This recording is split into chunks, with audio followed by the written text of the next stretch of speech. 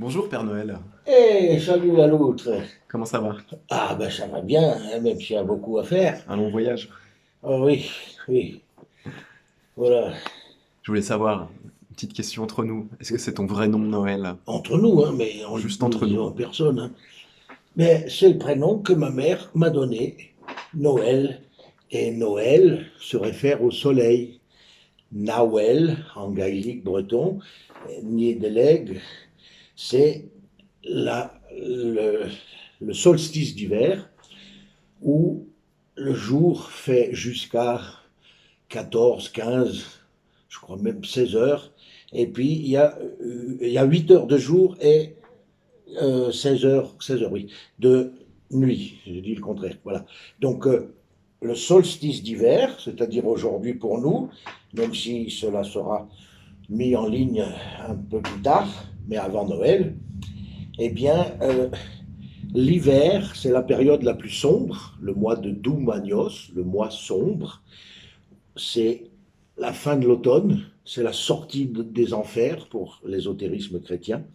Et donc, Noël est une référence au zodiaque aussi, aux 12 constellations, on verra aux 12 apôtres, etc. Donc, c'est une horloge céleste que l'on peut interpréter sur un an, mais quand on prend les secondes, on peut interpréter le zodiaque sur le cycle complet de l'ère de la baleine de 25 920 ans. Alors, j'ai pris ça parce qu'un bon dessin vaut mieux qu'un long discours, mais nous avons le bélier, les moutons, le berger, le printemps, le mois de mars.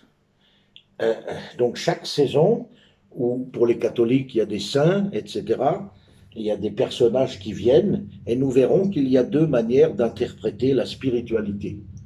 Il y a la croyance quasi matérialiste de personnages, et d'histoires vécues. Mais si on prend cela comme dans un tarot initiatique, comme dans un jeu de loi, eh bien nous avons un cycle de l'année qui représente aussi notre histoire de vie. Et chaque saison, chaque période va être une vibration particulière. Et donc, l'hiver, la nature ralentit, elle se calme, elle se pose, et elle nous invite à faire la même chose, ce qu'on ne fait pas. Puisque je le dis souvent, hélas, nous vivons dans un monde devenu contre nature et souvent anti-famille, où la famille n'a plus d'importance, elle est dispersée, chacun est au boulot, et ces quelques rares réunions de famille à Pâques, à Noël, à Nouvel An, où tout va très vite et où les gens n'ont pas le temps de suivre le chemin de l'initié.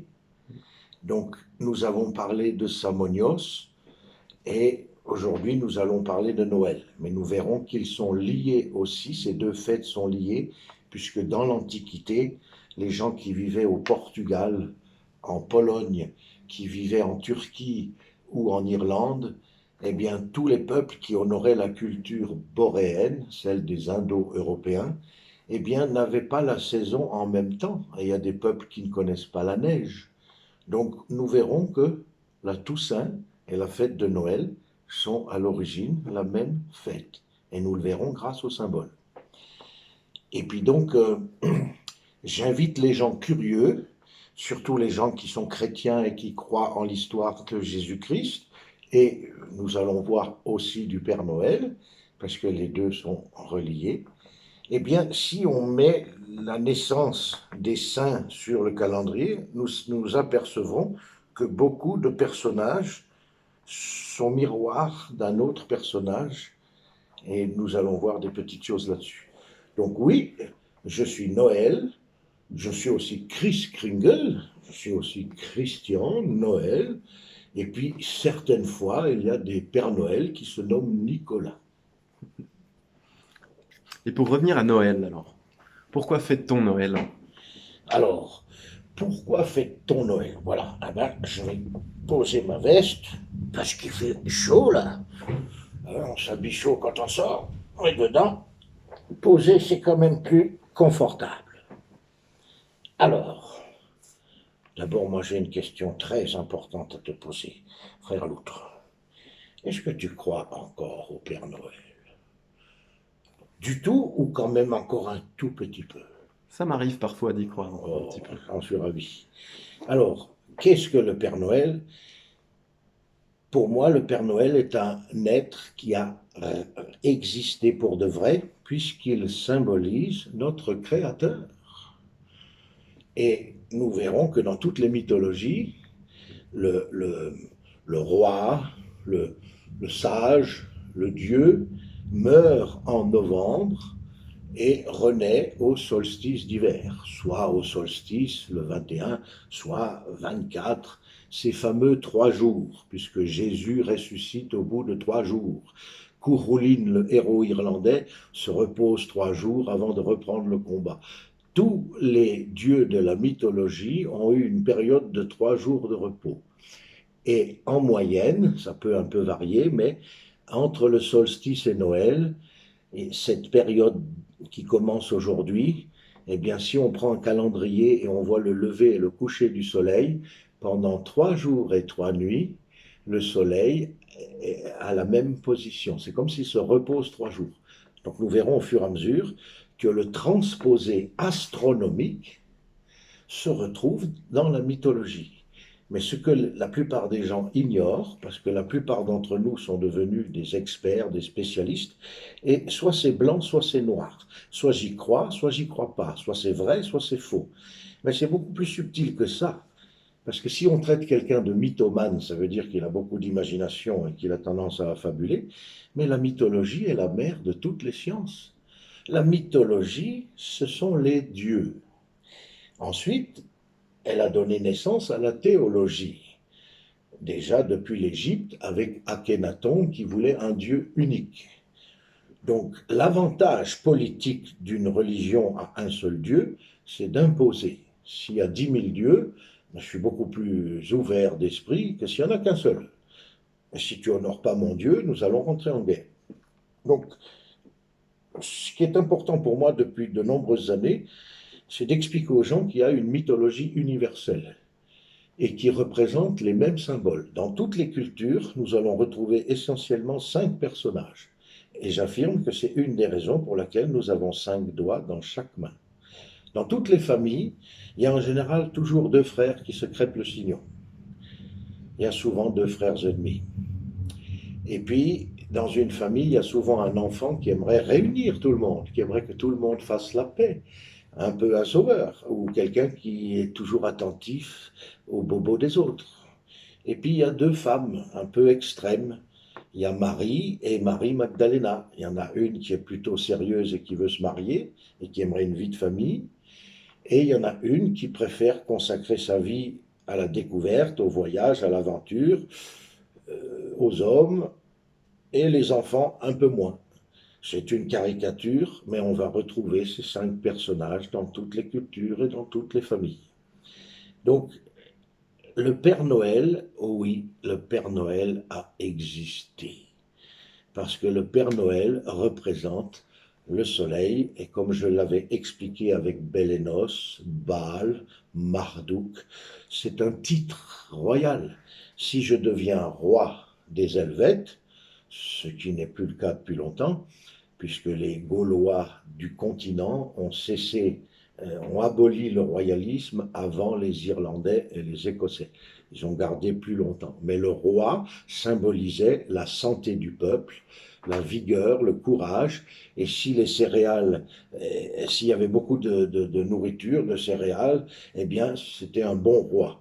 Et puis, un roi malade ne pouvait pas rester roi parce qu'il était un symbole. Et le symbole est un vocable clé. Donc oui, le Père Noël a existé puisqu'il représente notre Créateur. Et d'ailleurs, les Nordiques l'appellent Odin ou Wodan. Et nous verrons qu'il y a une histoire que j'aime beaucoup, en particulier, c'est l'origine des elfes. Parce qu'il fut un temps où les elfes n'existaient pas. Et c'est une petite histoire que j'aime où le dieu Odin, donc le Père Noël, qui fracasse son traîneau et il s'est écrasé entre 2 arbres. Et puis les paysans qui habitent à côté l'invitent à dîner.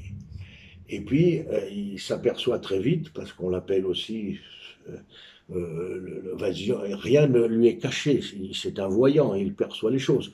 Alors, tous les enfants mettent une partie de leur dîner dans la poche, le pain, le bout de fromage, et ensuite quittent la table pour descendre à la cave. Alors, le Père Noël a bien compris que, Odin, le Père Noël, a bien compris que les gens avaient honte de montrer leurs enfants parce qu'ils sont très pauvres. Alors, pour gronder entre guillemets les paysans, le Père Noël a dit, depuis ce jour-là, les enfants que vous avez cachés seront cachés au reste de l'humanité.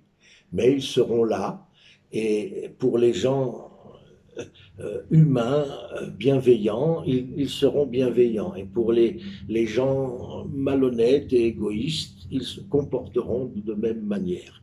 Voilà, c'est une histoire que j'aime beaucoup.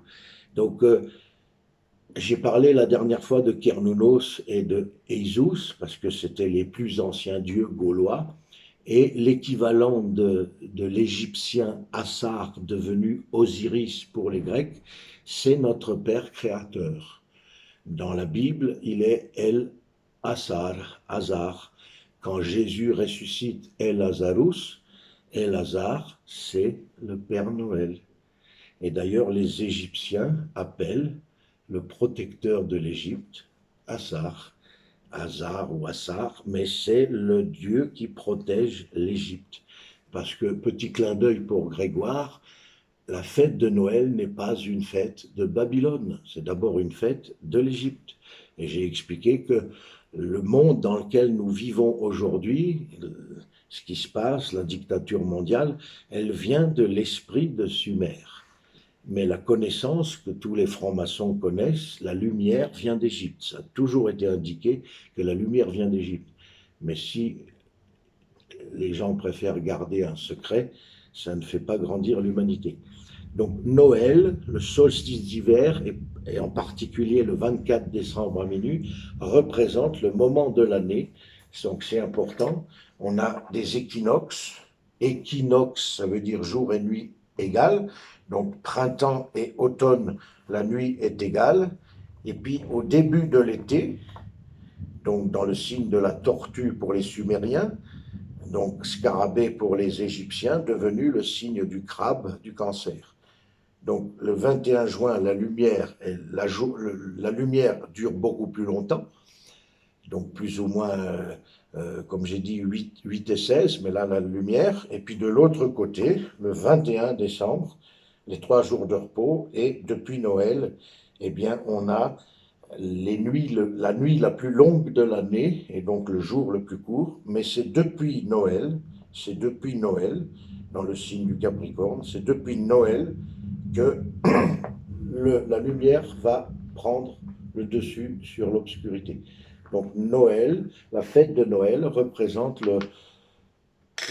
c'est là où la lumière est le plus bas et qu'elle va remonter. Donc c'est l'essence même. Si, comme moi, vous voulez comprendre que la vie n'est pas une ligne droite, parce que nous nous sommes habitués depuis l'école à voir les choses du 1er janvier au 31 décembre, mais dans un livre, pas dans les saisons. Les fêtes permettent aussi d'avoir un lien avec les saisons. D'ailleurs, j'ai noté une phrase extraordinaire qu'il faut absolument lire. Voilà. Toute liturgie est fondée sur le devenir cosmique. L'astronomie, l'astrologie est une horloge céleste qui nous permet d'évoluer. Et nous parlions de physique quantique et de la mémoire de l'eau. Eh bien, il a été démontré que les bactéries réagissent de manière spontanée à une éruption solaire et ils l'aperçoivent avant tous les êtres humains. Donc, chaque fois qu'il y a une éruption solaire, il y a un professeur qui avait observé qu'avant qu'elle arrive, il y avait une réaction. Donc, tout notre univers baigne dans une énergie cosmique. Nous sommes à la fois les enfants de la Terre et les enfants du Soleil. Voilà, donc en mettant notre existence ou l'histoire du Père Noël et de Jésus-Christ dans un cercle zodiacal, les 12 saisons, eh bien nous verrons que c'est un chemin initiatique. C'est un parcours pour nous, Alors, je vais parler de ces moments-là, mais à la différence, puisqu'il n'existe aucun rite chrétien dans l'Église chrétienne, 100% des rites chrétiens sont des rites païens, et je rappelle que païen signifie enfant de la nature, enfant de la terre, devenu en français paysan, qui veut dire enfant du pays. Donc païen ne veut pas dire blasphémateur, mais considère que Dieu est visible dans les arbres, les rivières, la nature. Et la nature, c'est notre mère. Aimer la nature, c'est aimer son prochain comme soi-même. Voilà, donc ça, c'était fondamental. Donc, le devenir cosmique, il est là parce que l'être humain est censé grandir et évoluer. Et il y a des périodes dans l'année où, voilà, l'équinoxe d'automne, donc au début de la balance, la justice, au début de l'automne, parce que la balance, le scorpion et le sagittaire, dans l'ésotérisme chrétien, sont les signes des mondes inférieurs. Nous sommes dans les ténèbres. Et pourquoi le Sagittaire est souvent un individu joyeux? Parce que c'est le dernier et qui va bientôt sortir de l'obscurité. Donc, il se réjouit de la lumière. Donc, nos ancêtres, les Helvètes, les Gaulois, les Celtes, pas tous les Nordiques, avaient une attitude progressive. C'est-à-dire que, au début de l'automne, l'on fêtait l'enfant lumière, donc l'enfant Christ était d'abord honoré à l'équinoxe d'automne, et il fallait aller le chercher à l'intérieur. On faisait sortir les enfants pour qu'ils aillent le chercher dans la forêt, et quand personne ne l'avait trouvé, nous leur apprenions que c'est la lumière, l'âme, cette âme que peu de gens écoutent, et qui est, comment fait-on pour écouter l'âme? Ben déjà, même si on adore la musique, faire des petits moments de silence permet de s'écouter. Si j'écoute quelque chose, je ne peux pas m'écouter moi. Donc, nos ancêtres savaient que au printemps et en été, c'était l'activité à l'extérieur. Et nous, on se souvient que les mamans, ah les enfants, c'est l'heure de manger, rentrez. Alors que maintenant, c'est aller jouer dehors parce qu'ils sortent plus. Donc, en automne, les gens prenaient conscience de commencer à ralentir. Et quand je ralentis, je peux m'écouter. Ensuite, il y a la fameuse fête des morts. Il y a la Toussaint, et puis c'est en scorpion, voilà, la nuit, l'obscurité, où on est tout dans les enfers symboliques, et puis ensuite, juste avant la naissance de la lumière. Donc, il y avait trois étapes, celle d'écouter son cœur au début de l'équinoxe, et la fête des morts, c'est la fête du lâcher-prise. On ne peut pas fêter Noël, qui pour moi est la fête de l'amour universel. Noël, c'est pour moi la fête de l'amour universel. C'est pas la religion, c'est la spiritualité. C'est le soleil dans nos cœurs.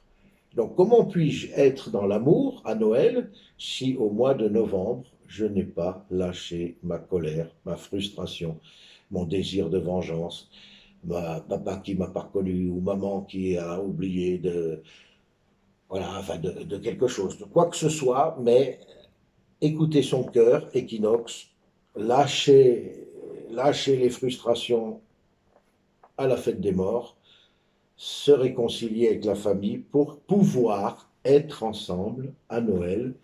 Alors bien sûr, c'est devenu commercial, tout ce qui peut se vendre se vend.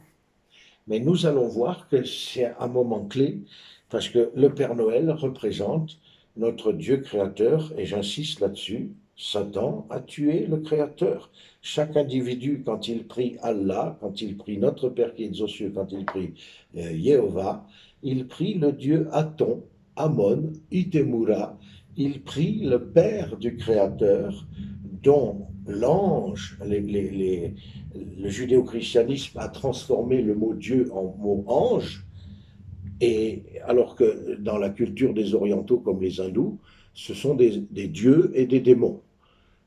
Et lorsqu'on parle d'anges, ben, ce sont tous des divinités pour les humains. Et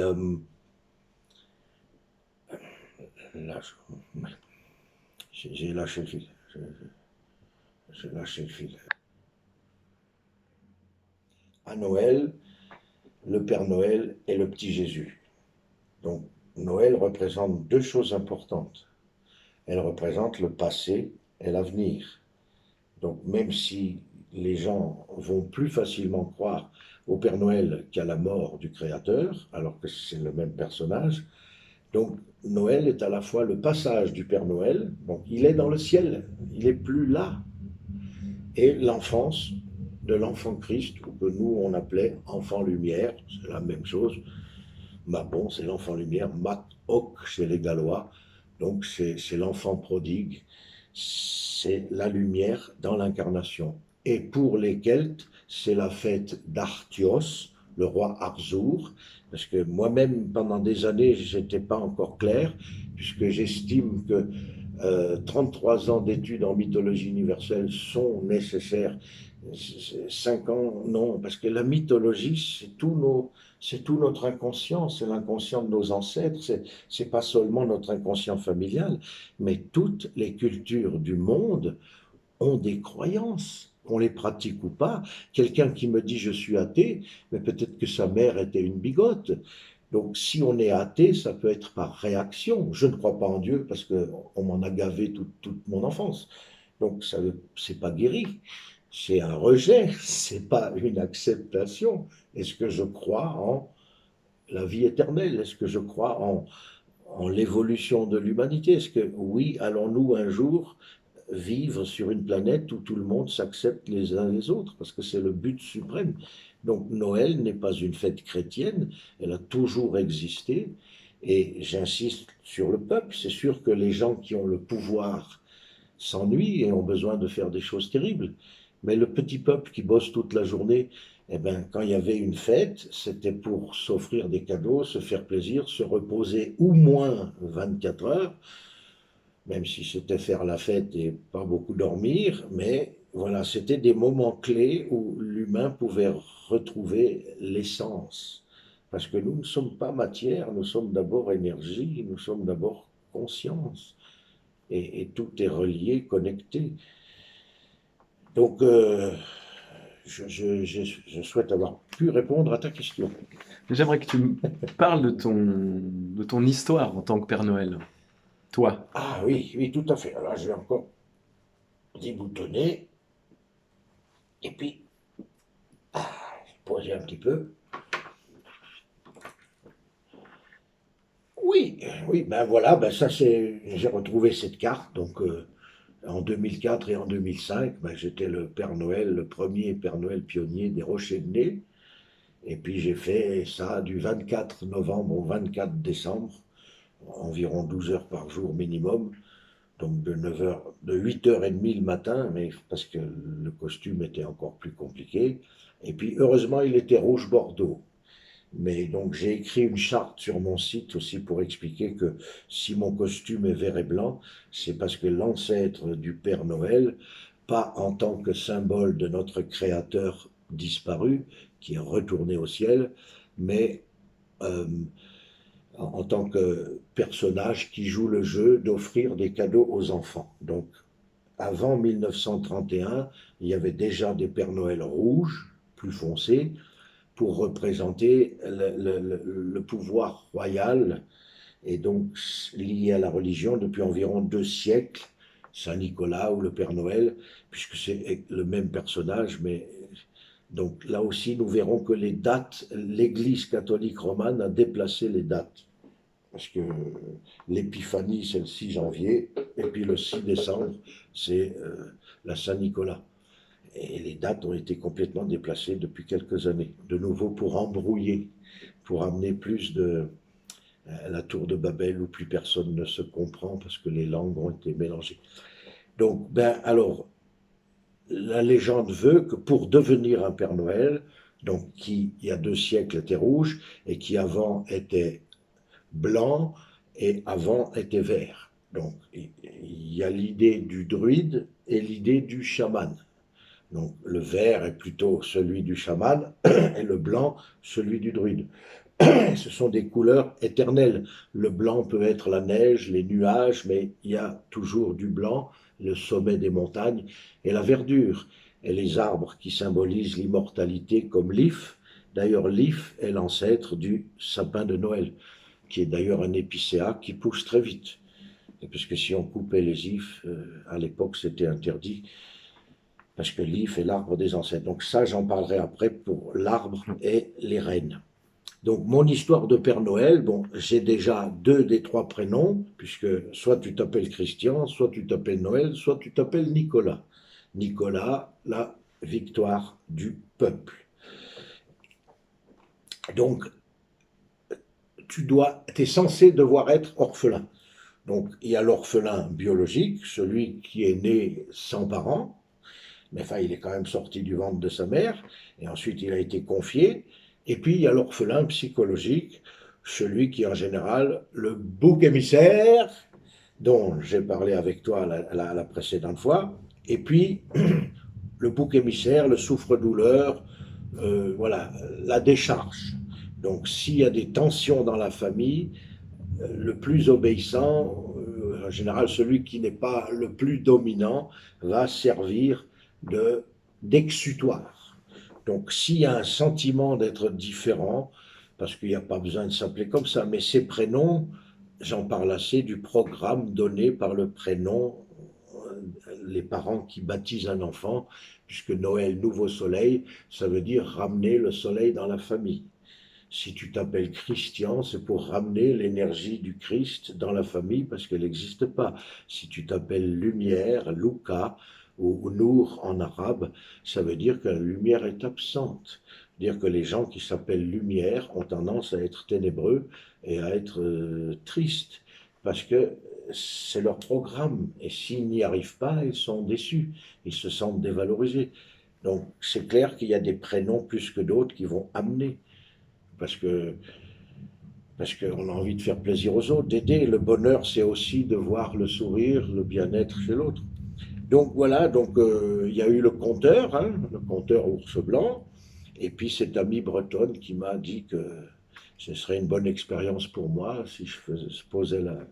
Et c'est l'année où ma fille a rejoint le royaume des ancêtres, et donc c'était un des 3 défis les plus gigantesques de ma vie parce que 12-13 heures par jour, plus 2 heures le week-end pour signer les cartes postales, plus l'interview avec les journalistes, la télévision, les à peu près 800 enfants par jour sur mes genoux, pas tous en même temps, mais voilà, les petits kilos qui s'additionnent et qui ont fait qu'il y a eu beaucoup de souffrances, les flashs, il y a eu beaucoup de choses merveilleuses, et puis voilà, c'est entre deux, parce que ce qui fonctionne aujourd'hui, c'est la réussite financière.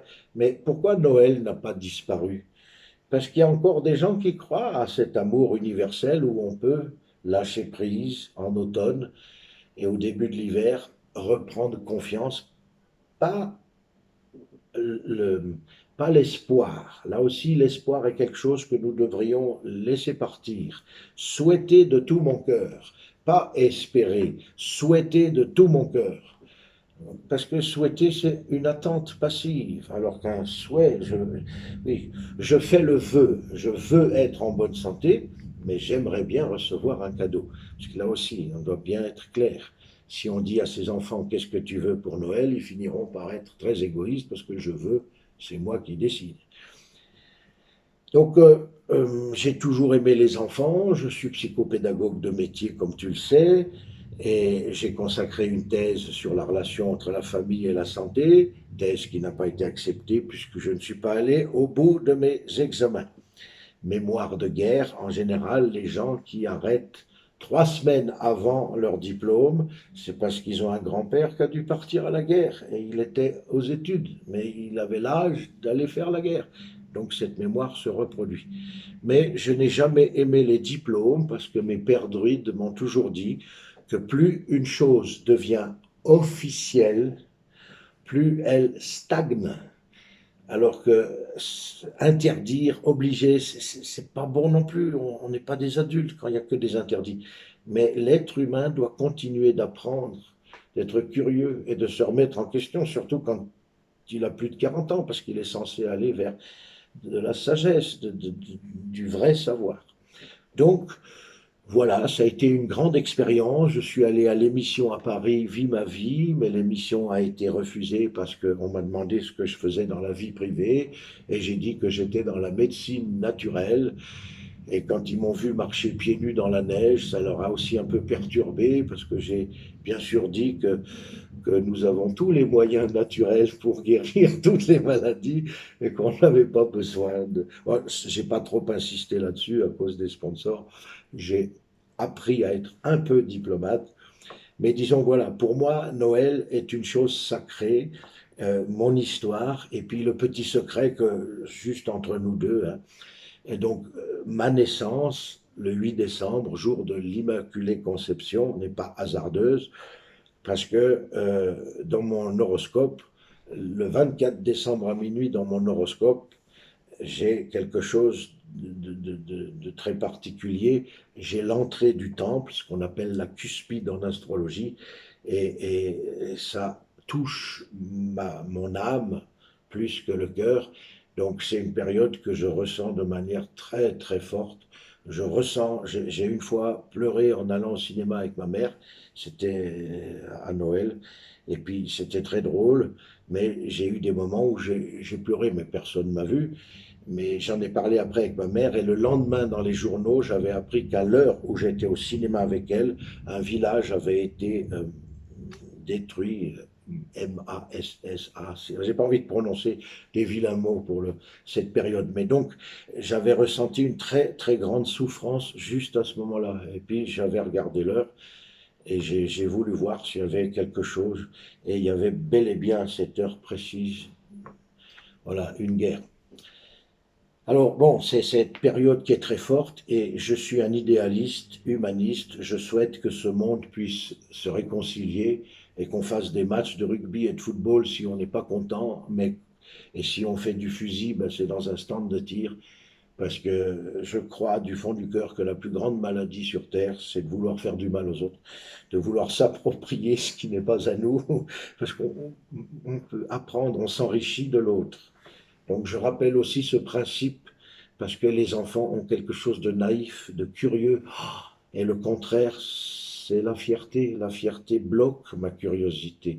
Parce que je pose des fois la question aux gens, c'est quoi le contraire de la fierté? Et les gens me disent, c'est l'humilité. J'ai dit non, parce que l'humilité ne peut pas exister si tu n'es pas curieux de l'autre. Si l'autre ne t'intéresse pas, tu peux pas être humble. Parce que l'humilité, c'est d'accepter que tout le monde, c'est plus n'importe qui, c'est n'importe qui. Tout le monde, c'est plus juste. Que tout le monde peut t'apprendre quelque chose, plus jeune comme plus âgé, mais le plus jeune aussi peut t'apprendre quelque chose que tu ne sais pas et qui t'éblouit quand il te l'apprend. Donc Noël, pour moi, c'est ça. Et puis par rapport à cette culture celte qui baigne dans ma famille, surtout du côté de ma mère, eh bien, ce fait que durant l'été, les gens étaient nomades et en hiver, il faisait froid, tout le monde retournait à la maison. Mais s'il n'y avait pas ce chemin de l'initiation où petit à petit je ralentis, je fais la paix avec mon cœur, parce que les réunions de famille amènent souvent des disputes. Tu te souviens ce que tu m'as fait il y a 25 ans? Waouh! Donc c'est pas guéri, et j'en ai déjà parlé, je me rappelle plus dans quel audio vidéo, mais les Gaulois, les guerriers gaulois, avaient l'interdiction de faire la guerre entre novembre et février sous peine de mort. Donc c'était bien la preuve que c'était sacré, et c'est pas de la superstition, le fait d'honorer un bûcheron qui fait une prière à l'arbre qu'il va couper après, eh ben, bien sûr, c'est un peu embêtant si on aime les arbres, mais voilà, un chasseur qui tue un cerf, mais qui fait une prière et une gratitude. Et puis, comme on en parlait, ne pas tout détruire. Hein, les Inuits mangent une baleine, euh, mais ils ne tuent pas toutes les baleines et ils utilisent tout. Donc Noël, c'est pour moi au-delà de toute costume, apparence, religion, Noël, c'est le début de l'année où c'est le premier jour du début de la lumière en soi-même. Et la fête d'Artios, c'est aussi la fête de la sagesse acquise au cours de l'année que tu incarnes. Artios, c'est la sagesse que tu as acquise, surtout si c'est toi le père, si c'est toi le grand-père ou la grand-mère, mais surtout si je suis le plus âgé dans la réunion de famille. Aujourd'hui, on voit plus souvent des vieux tristes et qui ne sont plus là, qui sont déconnectés, alors que le rôle, le sens de la vieillesse, ben, le corps est plus faible, mais l'esprit doit être plus fort. Et l'esprit, c'est le symbole de la lumière. Et quand une fois un prêtre me parlait de Dieu sur terre, ben, lorsque l'esprit est conscient de son histoire, la terre c'est mon corps, et la lumière divine, ben, c'est la conscience universelle qui vient habiter en moi, et c'est ça la richesse. On parlait du papalagui. Est-ce que en Occident, si on n'a pas quelque chose, nous avons tendance à être tristes, on ne peut pas vivre sans. Et puis les gens qui ont encore moins, souvent, sont plus heureux. Et puis d'ailleurs, les gens les plus généreux, en général, c'est pas les plus riches. J'ai assez dit que là où il y a de l'argent, il y a moins d'amour. L'argent a remplacé l'amour. Remettez l'amour, débarrassons-nous de l'argent, et nous pourrons enfin vivre dans un monde où les scientifiques sont honnêtes et où les gens n'ont pas de désir de dominer l'autre parce qu'il n'y a pas d'intérêt. Voilà. Donc, moi, ce qui me rend heureux par-dessus tout, c'est d'être euh, dans un cercle. J'ai adoré les scouts. Le judo, c'est quand même plus famille que les sports de combat. Donc, c'est lutter, mais il y a un esprit de famille qui est très fort.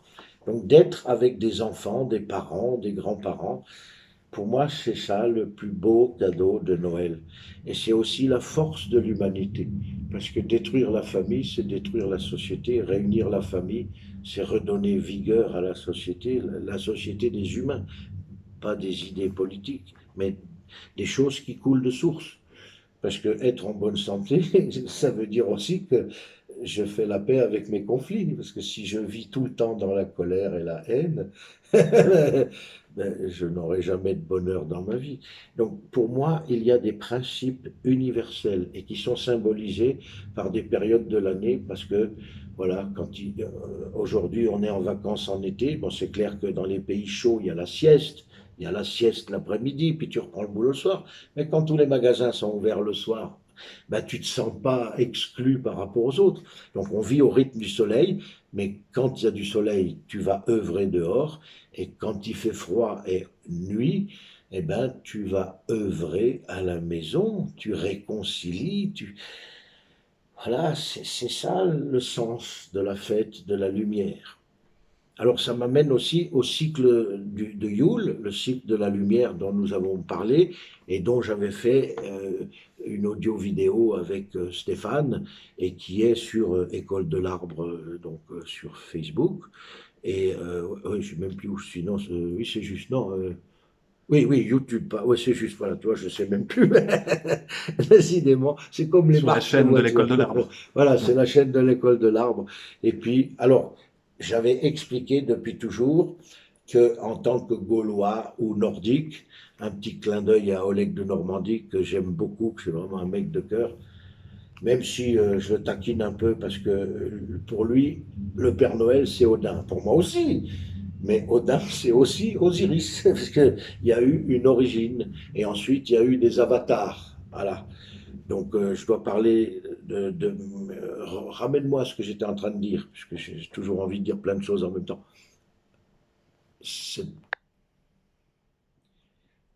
Donc le cycle de la lumière pour les Gaulois et les Germains, en général, c'est le solstice d'hiver, la fête d'Artios, et j'ai expliqué, donc vous pouvez les réécouter, c'est une bonne expérience à faire.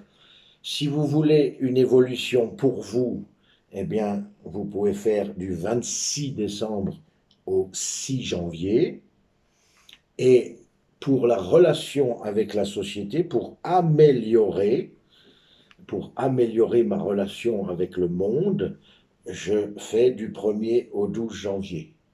D'où l'intérêt des 6 premiers jours de l'année, donc le calendrier solaire, ou 1er janvier, 31 décembre. Donc ça permet d'avoir quelque chose de très précis. Après, il y a des gens, moi je préfère utiliser la lune parce que soleil et lune sont couple sacré. C'est pas matriarcat, c'est pas patriarcat, c'est les deux. C'est le yin et le yang, c'est la loi d'Aral, Ar, la terre, Al, le ciel, c'est l'équilibre entre ces forces. Donc, pour nous, Noël, surtout si on a lâché, si on a écouté son cœur à l'équinoxe d'automne, Mabonios, Samonios, la Toussaint, la fête des morts, cette période où on lâche vraiment les choses négatives, et Noël où on incarne le peu de sagesse qu'on a acquise et qu'on met en œuvre. Donc Noël, c'est la mise en œuvre dans la matière de la lumière, de la sagesse, de l'amour, qu'on a compris que c'était plus important d'être heureux et en bonne santé que d'être plus fort que tout le monde, plus riche que tout le monde, parce que c'est de l'enfantillage de vouloir être meilleur que les autres. Et je fais juste la boucle, parce que pour moi, en numérologie, il y a deux révoltes. Il y a 12 ans et 17 ans. Donc le geek qui est tout le temps avec ses dessins animés, moi aussi j'aime bien les dessins animés, mais surtout s'ils sont philosophiques. Donc, le gars qui est derrière son ordinateur, qui ne sort jamais, qui a peur de la foule et qui reste très enfantin, même si c'est un génie de l'informatique, il a un blocage à environ 12 ans. Et j'ai pu le vérifier, ou moins de 80 ou 90 fois, j'ai pu le vérifier chez beaucoup de monde. Et puis celui qui en veut à la société, ou qui s'en fout, parce qu'on en avait aussi parlé, hein, il y a un tiers de gens qui veulent comprendre la vérité, il y a un tiers de gens qui s'en fichent, puis il y a juste un petit pourcent de gens qui nous font du mal. Mais si ça continue, c'est parce que d'une certaine façon, nous l'acceptons, nous nous soumettons. Et le jour où ce tiers de gens foutistes décidera de passer de 17 à 18 ans, eh bien là, les choses vont changer. Donc celui qui est révolté contre la société, qui jette ses mégots de cigarettes par terre, qui se fout royalement de la survie des autres, il a 17 ans. Il a un blocage à 17. Et ça, je l'ai vérifié à chaque fois, 12, 17 ans. Bon, il peut avoir eu des blessures à d'autres âges, mais le gentil antisocial, 12 ans, et le méchant antisocial, 17 ans. Et ça, vérifiez-le. Voilà. Et puis donc,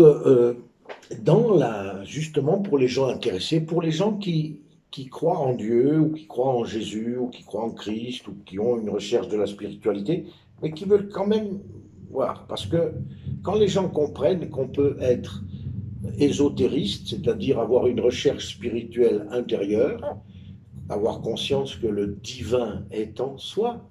Le soleil, il nous nourrit, nous sommes faits de cellules de ce qu'on mange. D'ailleurs, rappelez-vous que le carbone, c'est très important. Les plantes ont besoin de carbone. Mais le soleil aussi nous imprègne. Donc, nous sommes les enfants de la terre et du soleil. Donc, voilà, nous avons une essence divine. Voilà, il y a des gens qui disent nous sommes tous divins. Divins, oui, Dieu, non. Mais nous avons une essence divine en nous et c'est la richesse intérieure qui compte. En tout cas, après 40 ans, si on ne s'intéresse pas à la richesse intérieure, c'est qu'on reste un adolescent. Donc, oui. Alors, le cycle de la lumière, il est un peu différent dans l'ésotérisme chrétien. Il commence plutôt avec la Sainte Lucie. Donc les dates, c'est très important pour ceux qui achèteraient maintenant un bouquin sur les saints, édité ces dernières années, parce que l'Église a modifié les dates. Donc c'est important voilà, donc, là, je l'ai mis où? Ah oui, ça c'est là, pour l'épiphanie. Où est-ce que je l'ai mis? Parce que, à force de tout noter, je mélange. Alors, nous avons, j'ai pas mon agenda sous les yeux, mais c'est bien le 12. Oui, oui, parce que 12 plus 12, 24. Oui, mais j'ai même pas besoin de. Voilà. Donc, vous avez donc, le 12 décembre, sous le signe du Sagittaire, après le Scorpion, donc Balance, Scorpion, Sagittaire. Voilà. Eh bien, le 12 décembre, il y a la Sainte Lucie, et pour les ésotéristes et les alchimistes, ça correspond à l'œuvre au noir. C'est-à-dire, ça correspond à Mabonios pour les Celtes. Les Celtes le font au niveau du mois, de tout l'automne, des 3 mois de l'automne, et puis les alchimistes le font dans cette concentration de la lumière au mois de décembre. C'est aussi pratique, mais ça veut dire que voilà, c'est impossible d'être bien toute l'année, mais si pendant une période de l'année, nous pouvons faire un effort de conscience, d'éviter d'être vulgaire, d'éviter d'être agressif, mais on renforce, on améliore tout le monde. Donc la Sainte Lucie, c'est je vais au fond des ténèbres, l'œuvre au noir. La fête de Noël, c'est l'œuvre au blanc, hein, parce que la couleur fondamentale du Père Noël, eh ben, c'est le blanc, c'est la quête de pureté. C'est la quête de pureté, parce que je viens réparer les impuretés de ma famille. Mais le gris, c'est la couleur de l'argent, mais le blanc, c'est la couleur de la quête de la pureté, parce qu'il y a bien sûr des mémoires d'impureté dans l'arbre généalogique. Mais donc, de toute façon, ça signifie aussi que tout le monde peut faire la paix, que tout le monde peut guérir, que la vie est plus difficile pour ceux qui ont souffert dès la naissance, ou même avant la naissance, la grossesse et avant, mais que dès l'instant que la vie est cyclique, c'est comme le Monopoly. Tu peux aller en prison, mais tu peux aussi passer par le start et puis redémarrer. Voilà. Donc c'est un peu la même chose, mais pas avec l'argent, avec une quête intérieure. Donc la Sainte Lucie, l'œuvre au noir, la fête de Noël, l'œuvre au blanc, et puis l'œuvre au rouge qui est au-delà, c'est la fameuse Épiphanie. Et là, je voudrais féliciter los Espagnoles parce qu'ils ont raison d'offrir les cadeaux aux enfants le 6 janvier. Parce que alors l'épiphanie aussi a changé, hein. Vous verrez que l'épiphanie n'est plus le 6 janvier, mais c'est la galette des rois, c'est la fête des rois, des fameux rois mages. Alors, le 6 janvier, en Espagne, lorsque les enfants, depuis Noël jusqu'au 6 janvier, ont été gentils, hein, j'insiste, c'est à vous les parents d'être sages. Moi, je suis le premier à vous gronder, hein, si vous demandez à vos enfants d'être sages, parce que c'est irresponsable. La sagesse incombe à la vieillesse, parce que plus on est vieux, moins on est fort dans son corps, mais on doit rester fort dans sa tête. Mais avec amour, la nourriture, c'est le cœur. Et rappelez-vous qu'entre un fou et un sage, le fou, c'est celui qui a perdu son cœur. Tant que vous avez du cœur, vous ne pouvez pas perdre l'esprit. Parce que la puissance, la force de réalisation de nos rêves ne vient pas de la volonté du mental, elle vient de la force extraordinaire du champ magnétique du cœur. Donc oui, c'est le cerveau qui commande mon corps, mais qu'est-ce qui peut tout changer dans ma vie? C'est l'amour, c'est la réconciliation, c'est faire la paix. Et je le dis et je le redis, la paix est le plus grand pouvoir au monde, d'arriver à faire la paix avec ses contradictions, du côté de l'arbre maternel, du côté de l'arbre paternel. Donc, quand les Espagnols offrent los regales à l'épiphanie, c'est la lumière au-delà de la lumière. Donc, l'épiphanie, c'est l'œuvre au rouge. Si tu as traversé ton cycle de la lumière, il y a des cycles aussi pour les dames, une petite parenthèse, parce que le cycle menstruel, c'est un nettoyage. Et toutes les femmes qui s'empêchent d'avoir des règles, celles qui prennent des piqûres ou des choses comme ça, eh bien, leur colère augmente, leur intoxication sanguine augmente, parce que tous les mois, le rôle des règles, vous avez déjà eu un réveil déréglé? Un réveil déréglé, hein, vous mettez le réveil à 7 heures et puis il sonne à 9 heures. Bon, un réveil déréglé, les règles, c'est pour remettre la femme en connexion divine. Toutes les femmes qui coupent ce cycle se déconnectent de la déesse, de l'amour, de la sagesse, de la réconciliation, de la paix, parce que toutes ces choses-là, même si Noël, c'est la fête de la lumière, c'est la fête du Père Noël, du petit Jésus, que c'est des trucs très masculins, ben oui, mais l'amour, c'est maman, c'est les femmes, c'est le plus grand pouvoir suprême de la femme, c'est pas d'être un soldat, euh, c'est d'être un être humain capable d'avoir du cœur pour les autres.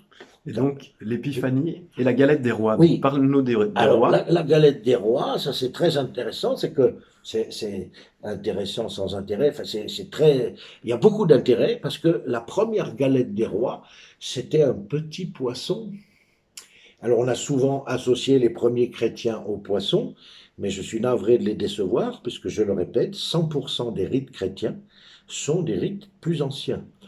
Mais comme je l'ai dit, beaucoup de gens sont redevenus chrétiens ou spirituels avec la notion ésotérique. S'il y a 12 signes du zodiaque, c'est parce qu'il y a 12 apôtres, ou on peut dire le contraire, s'il y a 12 apôtres, c'est parce qu'il y a 12 signes du zodiaque. Donc l'épiphanie, l'œuvre au rouge, la récompense enfin, tes enfants ont été gentils, les parents ont été sages, parce que je dois être un exemple. Rappelez-vous qu'un père doit être un exemple et non montrer. Montrer l'exemple, c'est tricher. Être un exemple, c'est pratiquer ce que je dis. C'est pas la même chose. Donc l'épiphanie, c'est la lumière de la lumière, donc c'est très fort. Et puis c'est pour ça que je félicite les Espagnols de fêter la fête de l'amour et de la sagesse incarnée à Noël, nouveau soleil, mais puisque pendant 2 à 3 semaines, je ne sais plus exactement la durée des fêtes, mais les enfants sont à la maison. Le grand-père et la grand-mère aussi, si tout va bien. Et là, et donc, les cadeaux le 6 janvier, c'est vraiment une grande récompense. Et ce fameux 6, parce que je l'ai souvent dit en numérologie, le 6, c'est l'esprit. Oui, c'est l'esprit qui vient dans le cœur, le 6. Alors bon, j'ai déjà parlé dans une autre audio-vidéo du 666, mais là, je parle simplement de quelqu'un qui serait né à la Saint-Nicolas le 6 décembre ou à l'Épiphanie le 6 janvier. Ça ne veut pas dire qu'il est mauvais parce qu'il a un 6. Donc le 6, c'est la conscience qui vient au cœur de mon identité. Et puis dans l'ésotérisme chrétien, on peut rajouter que c'est le passage à un nouvel état. Mais ça correspond, parce que le 6 m'aide à grandir, le 6 m'aide à avoir confiance en moi, et le 6 m'aide à être honnête, parce que le 6 est le symbole du soleil. Le nombre qui symbolise le soleil, en numérologie sacrée, c'est 6.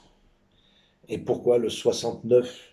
Ben, 69, le 9, c'est les 9 mois de grossesse, c'est le lune. Pourquoi le lune est la soleil? Pour exprimer par le verbe le symbole du yin et du yang. Tous les Germains savent que soleil est masculin, mais en disant die Sonne et der Mond, on exprime un équilibre entre mâle et femelle.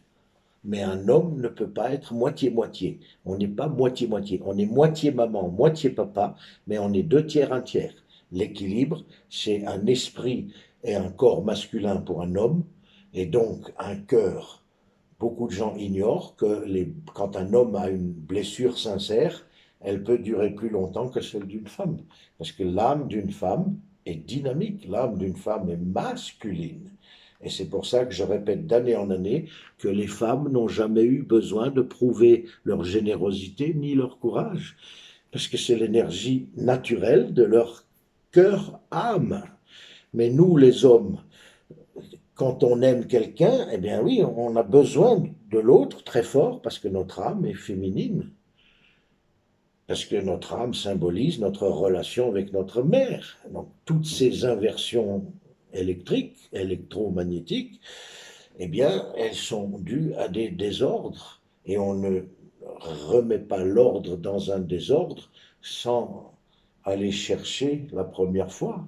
C'est comme un choc. Moi, j'appelle ça les autotamponneuses.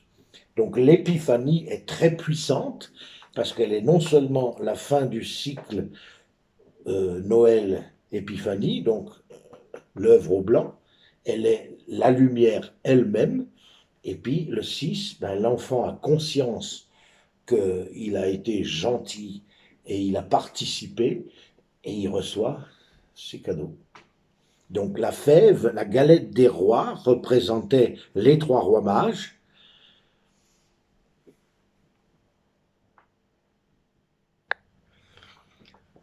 Et tu allais nous parler des rois mages. Des rois mages, mais j'avais pas tout à fait fini la galette. Donc dans la galette des rois, où on donne la couronne, mais la couronne aussi est un symbole, c'est le symbole du 26 décembre, où on fête la Saint-Stéphane et qui représente le couronné, le roi couronné. Mais la fève, au tout début, était un poisson. Alors, pas seulement le symbole de la constellation des poissons, l'ère des poissons, mais aussi parce que la mémoire de notre Dieu créateur était amphibien. La lumière d'Égypte vient de l'Atlantide, et dont les dernières îles sont les îles Canaries. Alors, du poisson, la fève est devenue un petit baigneur. Et de nouveau, l'allusion à l'homme qui vient de l'eau, le poisson, le saumon. Et pour ceux qui s'intéressent à mon article sur l'année du saumon protecteur, eh bien, Abdjou, qui a donné la ville en grec Abydos, qui est la ville sainte du Père Noël, du Dieu créateur. Donc quand je dis Père Noël, j'insiste là-dessus, le Père Noël est notre Père. C'est lui qui nous a créés. Assassiné par sa première créature, donc son fils, mais son fils a toujours refusé d'être son fils. Donc en Égypte, Shetesh, Shet, Satan, est considéré comme le frère de Dieu, d'où les deux frères ennemis, parce que c'est ce qu'on nous a transmis. Mais quand il a assassiné son père, il voulait reprendre l'héritage, donc il a accepté, seulement après sa mort, d'être son fils. Donc le Christ-Fils n'est pas le neveu de Satan, mais son petit frère, demi-frère. Donc le petit baigneur, clin d'œil à l'origine atlante, le Christ amphibien, le poisson solaire. Et dans la langue des oiseaux, petit détail intéressant, c'est que la fève en latin, c'est faba, et le faba, c'est le symbole du Christ en soi, de la lumière qui naît à partir de Noël. Et un mot très proche de faba, c'est phoebos, qui veut dire le soleil. Donc la fève fait à la fois allusion à la semence, la graine qui donne la vie, et au soleil. Donc la langue des oiseaux a toujours existé. Alors, les rois mages, eh bien, je vais en décevoir plus d'un, parce que, petit détail important, notre culture occidentale, les boréens, les indo-européens, très important, ça pour moi c'est fondamental. Si nous sommes amis, c'est aussi parce que nos valeurs, nos réflexions morales se ressemblent. L'homme et la femme sont complémentaires, mais ne sont pas identiques. Nous, on a le sexe dehors, elles ont le sexe dedans. Les femmes croisent les jambes, les hommes écartent les jambes. Il y a une nature. La femme, quand elle s'habille, elle protège ses seins. L'homme, quand il s'habille, protège d'abord son robinet. Pourquoi? Parce que depuis la préhistoire, si un tigre m'attaque, il attaque les parties qui dépassent. Donc la femme protège le haut, l'homme protège le bas. C'est la nature. Et de nouveau, ceux qui refusent la nature ont un gros conflit avec leur maman. Et maman, c'est l'amour, donc un gros conflit d'amour, et d'amour des autres. Donc les rois mages n'étaient pas des hommes, mais j'ai parlé des rois mages en parlant des trois pyramides. Parce que les trois pyramides, en arabe, j'ai fait la traduction, je crois, dans Année de la Louve Blanche. Je ne suis plus très sûr, je crois que c'est là où je parle des anges, parce que les anges sont avant tout des soldats. Et puis, je crois que j'en parle, oui, c'est année, en tout cas entre année de la louve et année du sanglier, c'est là où j'indique ce genre de détails, où je mets l'étymologie en langue source. Alors les trois rois mages étaient en réalité les trois sœurs jumelles d'Isis, la Vierge Marie, puisque maintenant je vais parler de l'histoire du Christ aussi. Donc les trois rois mages qui ont suivi l'étoile du matin pour assister à sa naissance, je vais devoir nous parler de Bethléem et de Nazareth. Parce que, comme je l'ai souvent dit, le vocabulaire biblique est soit sumérien, soit égyptien. Donc le mot Bible vient du mot Babel, donc Sumer, l'Irak. Et puis, par contre, le mot Christ et la fête de Noël sont d'abord et avant tout la naissance de Héru, nommé Horus par les Grecs, et Horus qui a donné le vocable horizon et le vocable héros. Donc, Abdjou en égyptien, Abydos en grec, signifie à la fois la ville sacrée du Père Noël et le poisson de la mythologie qui représente un saumon qui est le lien entre les eaux en surface et les eaux dans la terre. Et Abdjou, en sumérien, c'est Abzou, qui a donné le mot abysse. Et on traduit abysse par la profondeur, là, mais ce sont les eaux souterraines. C'est la fameuse terre creuse. Voilà, donc pour les rois mages, donc les trois sœurs d'Isis, la plus célèbre Nephthys, la reine de la tour. Isis, c'est la reine du trône. Et Isis était nommée Mary, la bien-aimée. La bien-aimée qui est nommée en anglais Mary, Marie. Voilà. Donc tous les personnages bibliques sont des personnages égyptiens à la source. Et si les gens acceptent de se remettre en question, la Bible parle des extraterrestres qui nous ont mis au monde, qui sont eux-mêmes connectés à la source. Donc oui, il y a une spiritualité, il y a une énergie divine, il y a l'amour universel, parce que ce qui relie tout être vivant, ben, qu'on le veuille ou non, c'est quand même d'apprendre à vivre les uns avec les autres. Et si on a tout le temps peur des autres, être agressif avec quelqu'un, c'est aussi une preuve de peur. La colère est le masque de la peur. Et la fierté est le masque de la paresse intellectuelle et d'un manque de confiance en soi. Donc, plus je suis bien dans ma peau, plus je suis curieux de l'autre, ou au moins je n'ai pas d'animosité avant même d'avoir fait connaissance. Donc, les trois rois mages sont les trois sœurs qui assistent à la naissance et qui sont représentées par la déesse Hathor, qui est d'abord Isis, mais en réalité, Hathor, elle a quatre visages. Elle et ses sœurs qui l'assistent à la naissance du mari assassiné, c'est-à-dire Enkidu-Dimud, et puis que les Égyptiens appelaient au tout début Ptah. Et Ptah, c'est celui qui fait la poterie, c'est le potier. Ben oui, c'est avec l'argile qui nous crée. Donc, nous retrouvons où Moïse qu'on met dans un panier. Eh bien, si on étudie l'histoire des Perses, eh bien, on retrouve cette même histoire dans toutes les cultures où on voulait tuer le fils aîné et le prince, on l'a mis dans un panier. Donc, elle existe partout, cette histoire. Alors maintenant, la naissance de Jésus, parce que c'est un sujet que, même si je suis autre que chrétien, j'apprécie beaucoup. Alors, Horus, le Christ, a eu de nombreux avatars. Comme je l'ai dit, Bouddha, 500 ans avant Jésus, Mitra, 650 ans avant Jésus, selon le calendrier officiel. Mais en tout cas, il y a eu des dizaines de dieux sauveurs, et le fameux jumeau, puisque Thomas, le jumeau, Tammuz en sumérien, c'est le jumeau. Et ces personnages-là sont des clones, donc des jumeaux.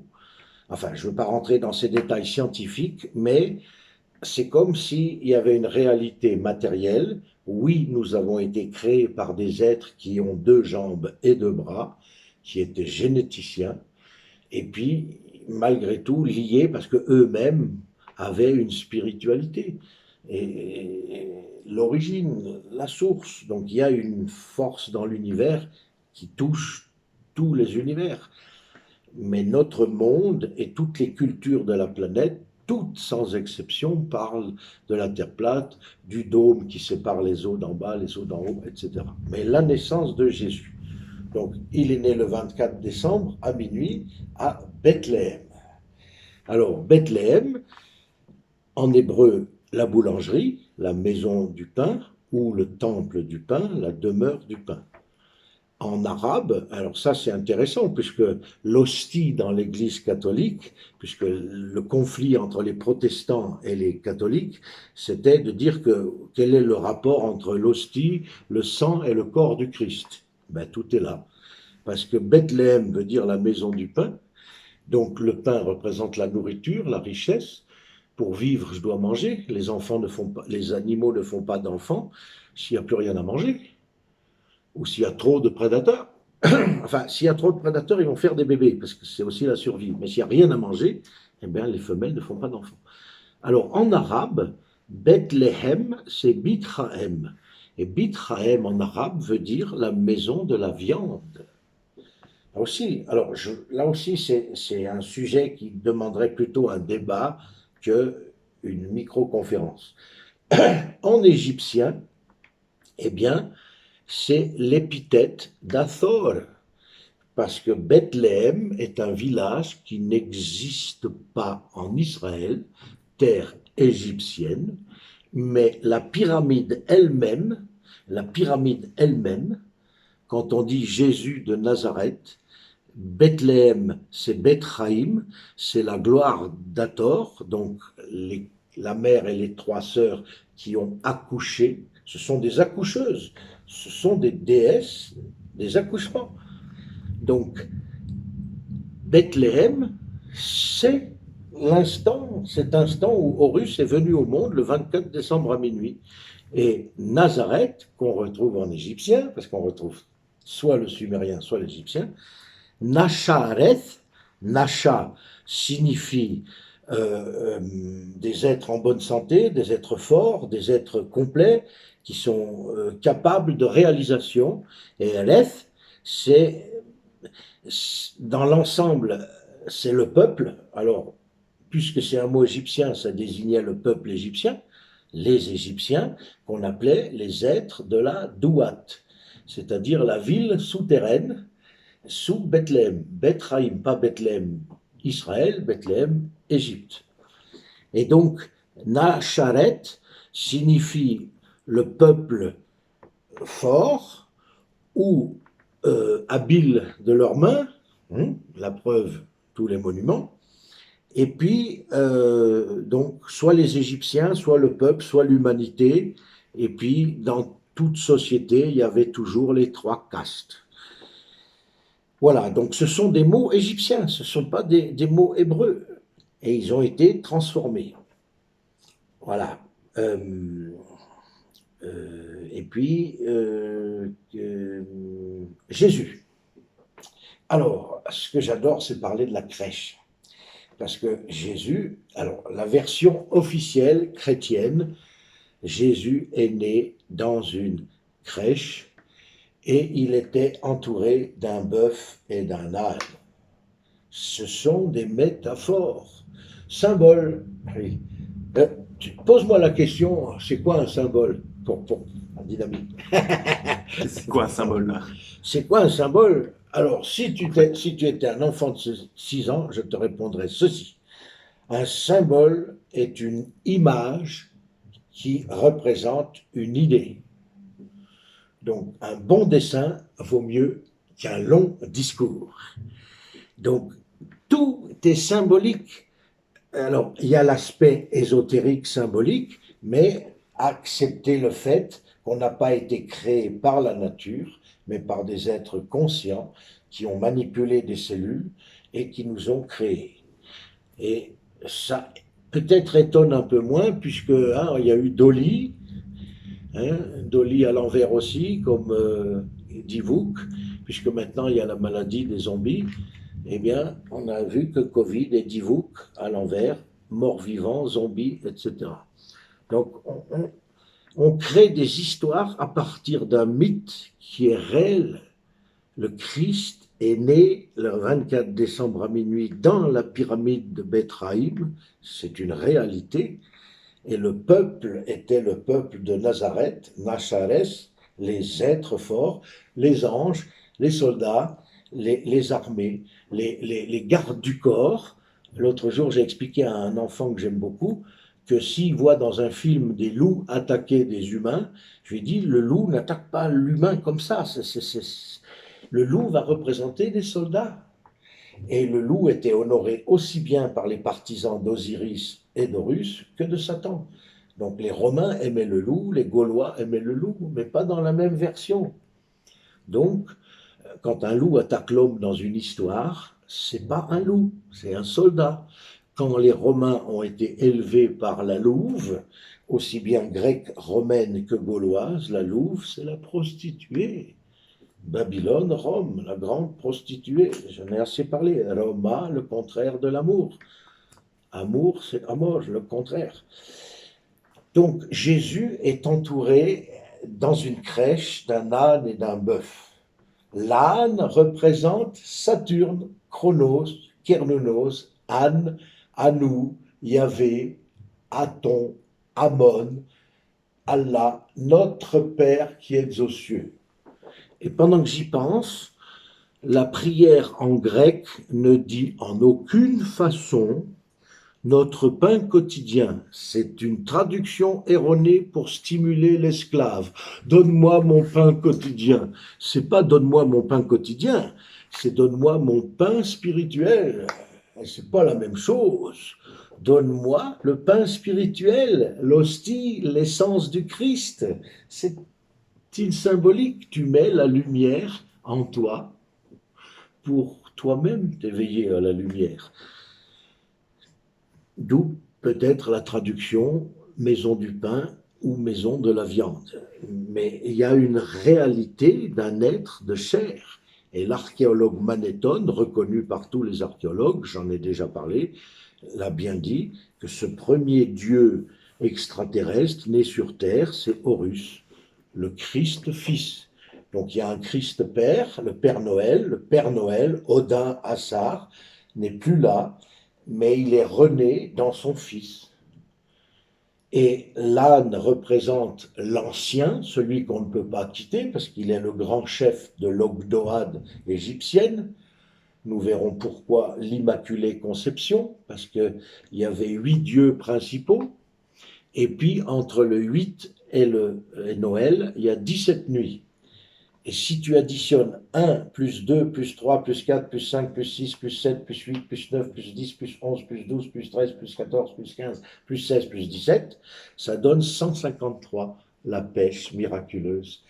Parce que quand Jésus rompt le pain et distribue la pêche miraculeuse, il parle de l'axe vierge-poisson.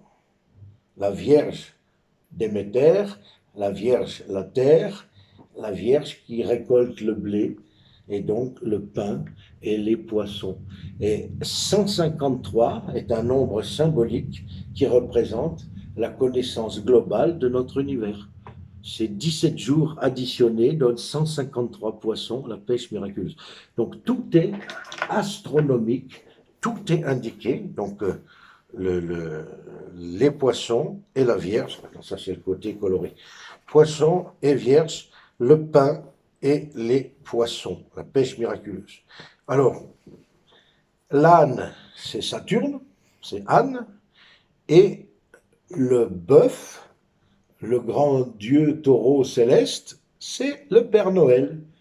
La plupart des taureaux, parce que beaucoup de dieux sont représentés avec des cornes, et même si je respecte beaucoup de choses chez les musulmans, eh bien, il y a ce côté un peu rebelle, adolescent de 17 ans, et quand ils croient que leur religion n'a pas été trafiquée, je rappelle ce principe que les gens qui sont tout en bas, en général, cherchent à avoir une vie familiale, un boulot, manger, vivre heureux, et quand ils fêtent Noël ou la fête des morts, Samognos, eh bien, ils le font dans un contexte d'amour, pas dans un contexte obscur. Donc, ceux qui font du mal sont toujours des gens qui ont un pouvoir social très élevé et qui compensent souvent une. Quand on est puissant, on est aussi impuissant. Il y a toujours la loi. Si j'ai besoin de dominer le monde, c'est qu'il y a une part de moi qui se sent impuissante. Donc il y a toujours cet équilibre, obscurité visible. Mais le peuple a en général fêté comme on leur disait. Donc, comme j'ai parlé la dernière fois des sacrifices humains qui ont été abolis, mais quand le père est mort, ils ont remis. Et quand le fils a subi les mêmes choses, parce que les deux Christ ont subi la torture, la crucifixion, parce que tout ce qui n'est pas guéri dans une famille se le reproduit. Bruce Lee père et Bruce Lee fils ont vécu la même mort. On reproduit les choses si elles ne sont pas guéries. Alors, le bœuf représente le Père Noël, Assar, Osiris, Théotatès, et même si Théotatès c'est le père de la tribu et que chaque tribu gauloise qui voulait garder secret son dieu disait bon, je prie le dieu de ma tribu sans que tu saches c'est lequel, mais l'étymologie nous montre que si c'est le père de la tribu, le premier père de la tribu, c'est le Père Noël. De toute manière, c'est le Père Noël. Donc le bœuf et Saturne, l'âne. Et puis il y a la crèche. La crèche en grec se dit fatné. Et c'est curieux parce que dans la Vierge, on a une petite constellation qui s'appelle la crèche. Et dans cette crèche, il y a deux ânes. Parce que Fatné, en ancien grec, c'est aussi la constellation des ânes. Elle, comme en français, un ver d'eau ou un ver de terre. Elle a deux sens. Et donc, il y a un âne avec lequel Jésus est né et un âne avec lequel il est rentré dans Jérusalem, la ville aux sorcières. Et donc, il est aussi indiqué dans la Bible qu'il y avait un âne dont nul enfant n'a monté sur le dos. Et le seul âne sur lequel tu ne peux pas monter sur le dos, c'est une constellation, parce que tu ne peux pas monter sur son dos. Donc c'est comme Jonas et la baleine, donc ce sont des symboles. Et j'en ai oublié bien sûr des tas, parce qu'il y a aussi des dates. J'avais noté ici quelque chose de riche. Voilà. Par exemple, le 30, c'est parce qu'on a la Sainte Andrée, Andros en grec, qui correspond à Adam. Alors, il y a la Saint Jean-Baptiste et la Saint Jean l'Évangéliste, ça aussi. On voit bien que c'est astronomique, parce que la Saint Jean-Baptiste le 24 juin et la Saint Jean-Baptiste le 27 décembre. Parce qu'avant c'était le 24, mais c'est la fête d'Adam et Ève avant la naissance de Jésus. Donc quand Jean-Baptiste dit lorsque l'évangéliste croit, moi je diminue. Et à l'envers la même chose. Donc c'est comme les phases de la Lune, ce sont des aspects astronomiques, ce sont des périodes de l'année. Pour tous les personnages, c'est la même chose. Une fois dans la Bible, l'archange Gabriel nomme l'enfant Jésus Emmanuel. Mais Emmanuel n'est pas un prénom, c'est une prière. Et cette prière dit « Dieu est avec nous ». Et c'est devenu l'adage à l'époque du Kaiser, parce que les Prussiens disaient « Gott mit uns », Dieu est avec nous. Et c'est Emmanuel, devenu un prénom, mais à la base, une prière.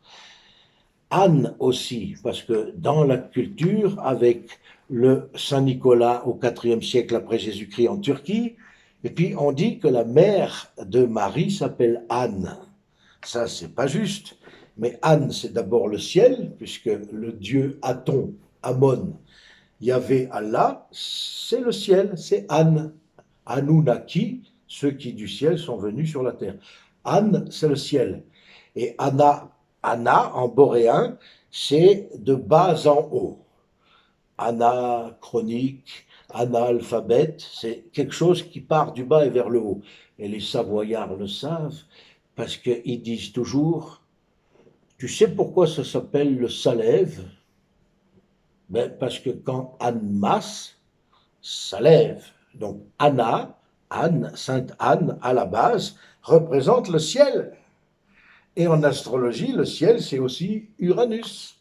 Donc le ciel, c'est le zodiaque qui dure soit 25 920 ans, soit un an.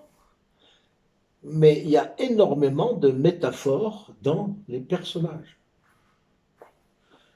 Donc oui, j'ai oublié des tas de choses, ça m'arrive souvent, parce que j'ai envie de raconter plein de choses, et j'en oublie.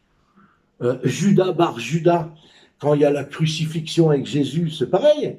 Judas bar Judas, parce qu'il y a la famille de Judas, mais pas Judas qui dénonce, la famille de David et de Joseph, le père. Donc Joseph et le Père Noël, c'est le même, c'est notre créateur. Donc, quand il demande à la foule, est-ce qu'on crucifie Jésus ou Barabbas, Barabbas, le fils du Père. Barabbas, c'est Jésus. Et de nouveau, on crée d'autres personnages, mais qui sont une explication. Et donc, si on traduit une langue, puis une autre, à partir d'un ancien texte, on peut déformer absolument tout. Donc, c'est grâce au symbole qu'on va retrouver l'initiation et la réponse à nettoyer tous ces mensonges. Alors, qu'est-ce que. Il y avait, ah oui, les symboles, où est-ce que j'ai mis ça Oui. Alors, à la naissance, qu'est-ce qu'on voit le 24 décembre à minuit dans le ciel? On voit les constellations de l'été. Cancer, tortue, cancer, scarabée. Donc, on voit le cancer, le lion et la Vierge. Tiens, la Vierge Marie. Ensuite, elle a un mari qui s'appelle Joseph, qui vient de l'égyptien Youssé, qui veut dire le corps du mort. Youssef, c'est le cadavre du Père Noël. Et la famille qui porte l'emblème, les tribus du lion, la tribu du lion. Donc le lion, c'est la famille, les ancêtres de Joseph, du clan du lion Judas, mais donc pas le Judas qui dénonce. Donc Judas, fils de Jacob, fondateur de la tribu des Judes, d'où est issu Joseph. Donc on a le symbole du lion à la naissance de Jésus. On a la crèche, pardon, j'ai inversé, pardonnez-moi, j'ai fait une inversion. La Vierge, il y a la constellation du bouvier, le bœuf, et c'est dans le cancer qu'il y a la constellation de la crèche. Excusez-moi, j'ai inversé. Donc le bœuf dans la Vierge et l'âne dans le cancer. On a tous les personnages bibliques qu'on voit dans les étoiles le 24 décembre à minuit.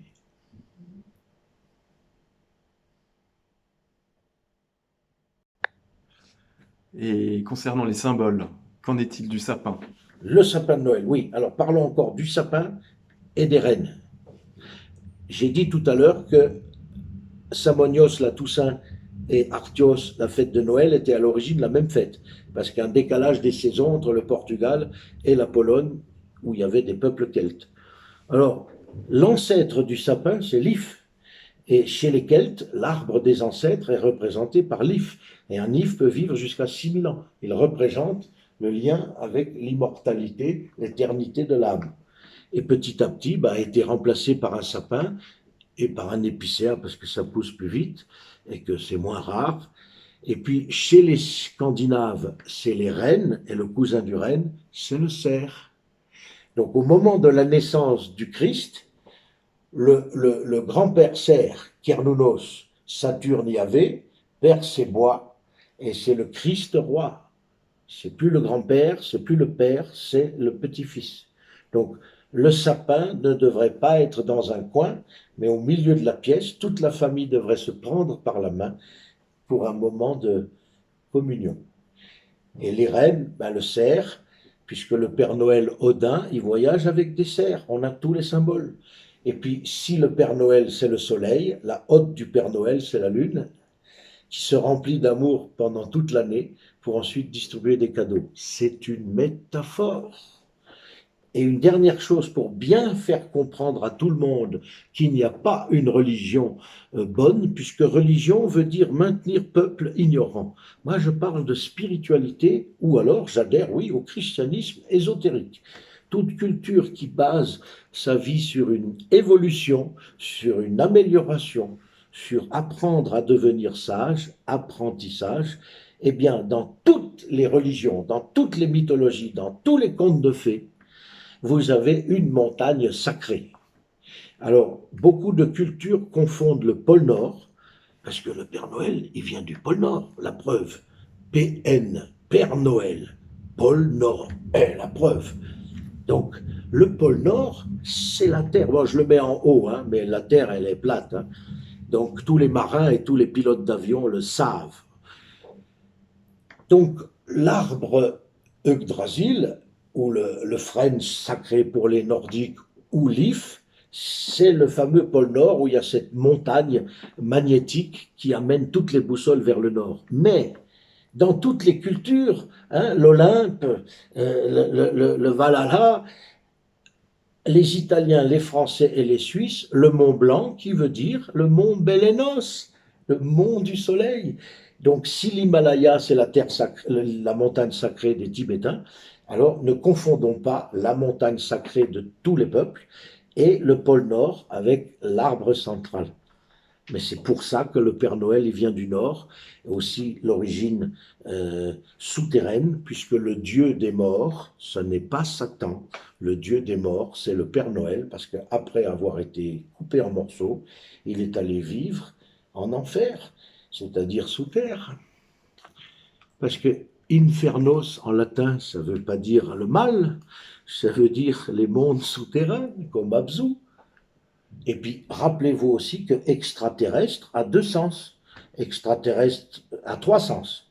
Le premier, il y a des gens en Suisse, on dit ah, toi, tu es extra. Ah oui, il y a des extraterrestres. En deuxième, ben, venus d'ailleurs. Mais comme on est né des extraterrestres, ils ne sont pas allés ailleurs, ils se sont cachés sous terre, dans les terres et au-delà des océans. Donc extraterrestre en latin signifie aussi terre supplémentaire. Achetez-vous un dictionnaire d'étymologie. Voilà. Et je crois que j'arrive au bout. Tu as encore une question. Moi, j'aimerais une question qui vient de ton enfance. Alors, mon enfance, les flocons, parce qu'on m'a toujours dit qu'il n'y avait pas deux flocons identiques. Ça m'a Oui. toujours surpris, interrogé. Ben ça, c'est Imoto, hein, c'est la mémoire de l'eau, parce que moi non plus, je ne savais pas pourquoi les flocons étaient tous différents. Je trouvais ça magique, c'est magique. Parce que l'eau est la frontière entre la matière et la création de l'univers.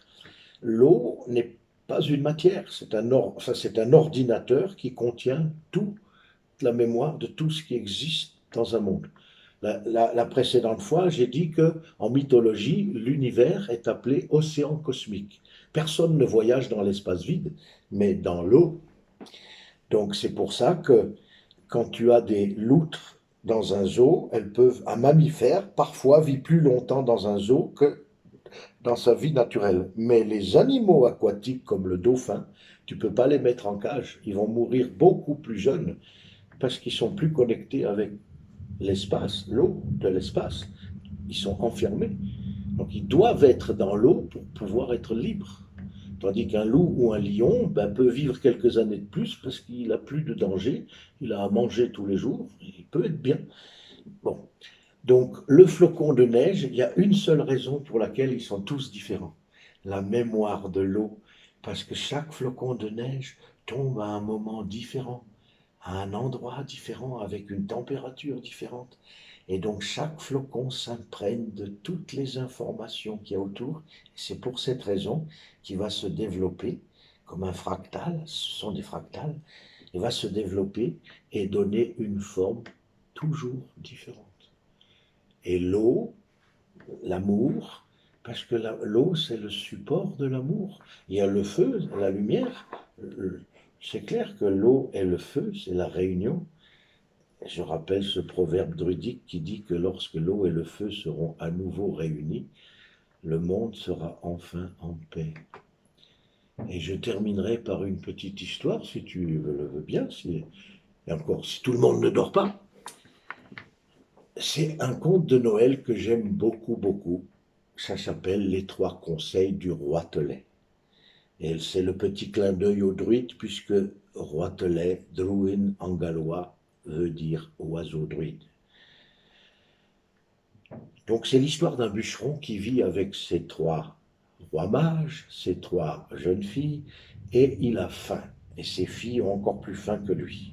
Alors il part dans la forêt et il cherche de quoi manger. Quand il entend un peu de bruit, des petits piaillements, et il s'approche, et dans un tas de neige, il aperçoit un tout petit oiseau, un roitelet, qu'il attrape, il était à moitié congelé, et le bûcheron, il dit, ah, mais oui, je vais donner un petit quelque chose à manger à mes enfants, mais tu es bien petit. Et le roitelet lui répond, s'il te plaît, homme, laisse-moi vivre. Et en échange, je t'offrirai trois conseils. Alors le bûcheron fait comme beaucoup d'hommes, beaucoup de pères, et il se gratte le crâne. Souvent, quand on pose une question à son père, un enfant pose une question à son père, le père va se gratter le crâne.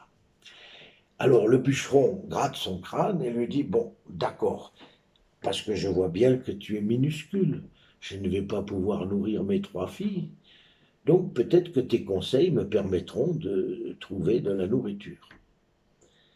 Et le roi Tlay lui fait une promesse, il dit, si tu n'es pas content, tu pourras toujours prendre une pierre et m'assommer. Alors le bûcheron tient le roi Tlay et lui dit, donne-moi tes trois conseils. Et le roi Tlay lui répond, quoi qu'il arrive dans la vie, écoute ton cœur et interroge-toi pour savoir si ce que l'on te dit est vrai, même si c'est ton meilleur ami, même si c'est ton père. Mais nous avons des croyances. Et la vérité, c'est des choses qui concernent tout le monde. Nous avons besoin de respirer pour vivre. Ça, c'est une vérité. Mais lorsque quelqu'un te dit quelque chose, ne crois pas tout de suite, sans t'interroger si c'est vrai. Alors le bûcheron tient sa promesse et ouvre la main pour laisser un peu d'espace au roi Tlay. Donne-moi ton deuxième conseil. Et le roi Tlay lui dit, quoi qu'il arrive dans la vie, lorsque tu perds quelque chose auquel tu tiens, et encore pire, un être cher, tu ne peux pas continuer si tu ne l'acceptes pas. Quoi qu'il arrive dans la vie, quoi qu'il arrive, quoi qu'il arrive dans la vie, perdre quelqu'un, c'est terrible. Mais refuser, c'est s'affaiblir encore plus. Et accepter de laisser partir ce que je ne peux pas changer, c'est pouvoir continuer à faire quelque chose de sa vie et d'être aussi là pour les autres, ce qui nous aide à nous relever. Alors le bûcheron se gratte à nouveau la tête, mais il tient lui-même sa parole, il le laisse s'envoler un peu sur la branche à côté. Et soudain, le roi Tlay se met à rire, à rire, à rire. Je t'ai menti, homme bûcheron naïf, je t'ai menti.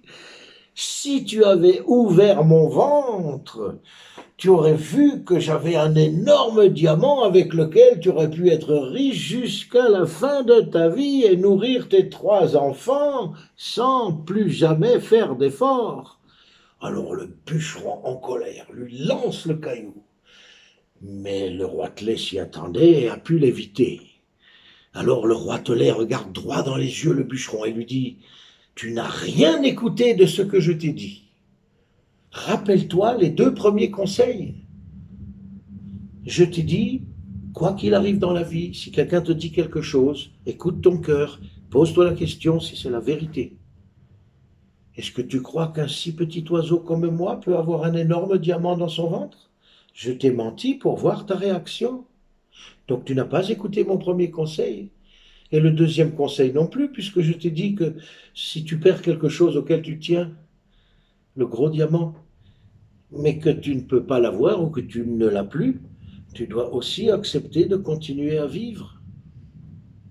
Alors, comme je suis un oiseau et que les animaux tiennent leurs promesses, je vais te donner mon troisième conseil, et qui représente bien la lumière qui renaît à l'intérieur de nous-mêmes. Quoi qu'il arrive dans la vie, cesse de vouloir tout contrôler. Ce n'est pas toi qui décides, c'est l'univers. Et c'est l'ensemble de toutes les populations, de tous les peuples, de tous les hommes, les femmes et les enfants. Bien sûr que tu peux agir et influencer, mais si tu veux décider pour les autres, contrôler tout ce qui t'entoure, tu passes à côté de la joie. Et la joie, c'est le présent. Quoi qu'il arrive dans la vie, apprends à vivre dans le présent, qui est le seul endroit où tu te sens libre et heureux. Alors, joyeux Noël à toutes et à tous. Bon voyage initiatique dans le cycle de la lumière et dans le parcours du zodiaque. Et à bientôt. Belle année du saumon protecteur aussi.